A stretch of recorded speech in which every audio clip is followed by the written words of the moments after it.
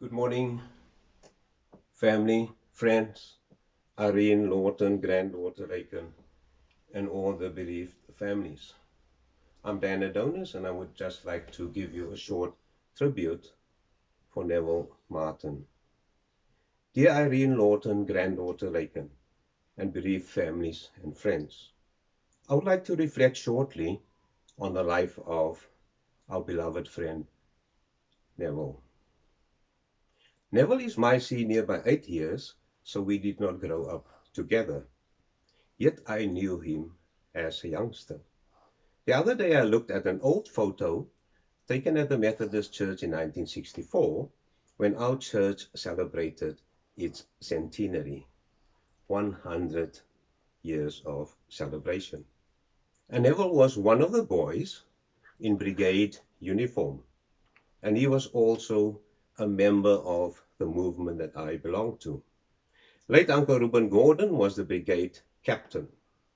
Neville was a member alongside Alec Wenzel, late Tony Walbrook, Basil Johnson, Edward Adonis, Bobby Durr, and many, many others, just to mention these few names. I saw and I got to know Neville as a gentle giant. Neville was tall. Now, normally giants in stories are bad guys, but our Neville was soft.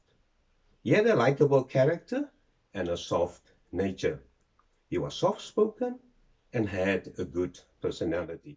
That's how I remember him. He was slow to anger.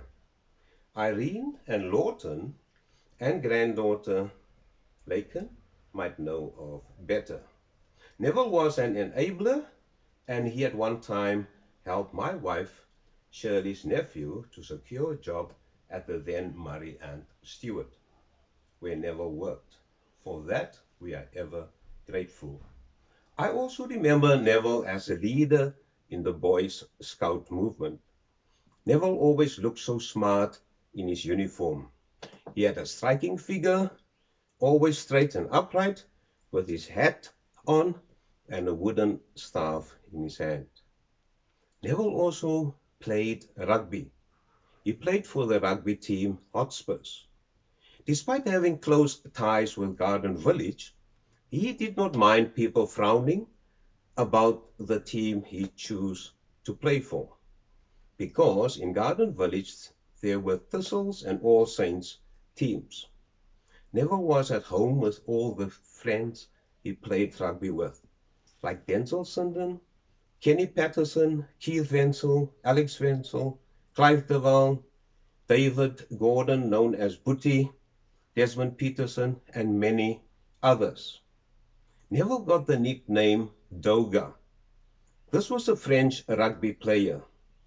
When I went to watch Hotspurs play, I recall supporters shouting, "Gooi die bal vir Doga, man, gooi vir Doga." Neville was a forward and he played lock.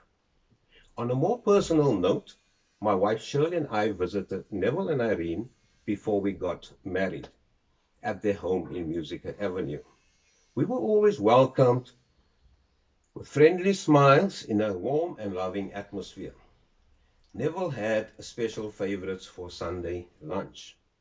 Besides the roast and other foods or vegetables, Neville liked roast potatoes. These potatoes were lovingly prepared by Irene, and we often were treated to this. Then there was also a special evening I would like to recall. My brother Edward and I, plus some other male friends, we visited Neville and we spoke and had some drinks, and we could not stop eating a dried snoek Neville made. This snoek was hanging at the back door, behind the back door, and we would always get up and go to the snoek, tear off some pieces, and at one time we were all standing in the kitchen taking pieces of the snoek, and this looked so funny. This house of theirs can tell many stories. After that, Neville and Irene moved to their new home alongside the N2. The back garden with its fruit trees is testimony to Neville's love for gardening.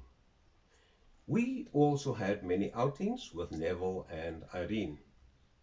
we as men often went to Pringle Bay on a Sunday morning where we met with people from Kleinmond. Those guys went diving for perlemoen in the good old days when there were no restrictions on perlemoen. Neville was always mindful of the men and would always take fresh rolls and bread and cold meats from Luigi's with. When the men came out of the sea, they had something to eat. We often also put sausage on a fire for them. Neville was always concerned and mindful of other people's needs, and so we provided breakfast. At another outing, we also went to Vemershoek Dam, and this is also one of the outings that stands out. We went there with late Johnny Roberts and his wife Sylvia and their son Elton. We had a braai and Neville liked his best end chops. To this day, when I buy chops and I have a braai, it always reminds me of Neville. Neville, along with Irene, were very fond of Elton, the son of Johnny and Sylvia Roberts. Neville and Irene were also very kind to Shirley and I. They went ahead to our wedding reception to help with floral decorations and the putting out of small cakes and eats and sweets on the tables. So when we got there, everything was fine. When we last met at the funeral, Neville fondly recalled a lot of these memories and others that I've mentioned. My wife and I planned to visit them, and unfortunately my wife Shirley suffered an aortic aneurysm in 2017, and her health has never been the same. We did plan to visit earlier this year, but then the lockdown came in and that prevented us from doing so. I can also recall that Neville was a caring community worker. Shortly after having moved into their home in Music Avenue, Neville tried hard to improve people's lives in Macassar. He did so for the love of people and also because many people from Somerset West were displaced to Macassar, and he knew a lot of those people. He really believed in serving people. Neville was a mens. He also served on the Macassar Housing Committee alongside men like John Margaman, Stanley van Harte, and many, many others. In his later years, Neville was still active in serving the community. In conclusion, I want to say that Neville will be missed as a loving husband, father, uncle, grandfather, and best friend of all of us here today.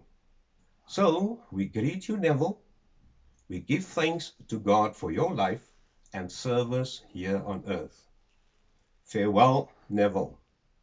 Rest in peace until we meet again. Thank you.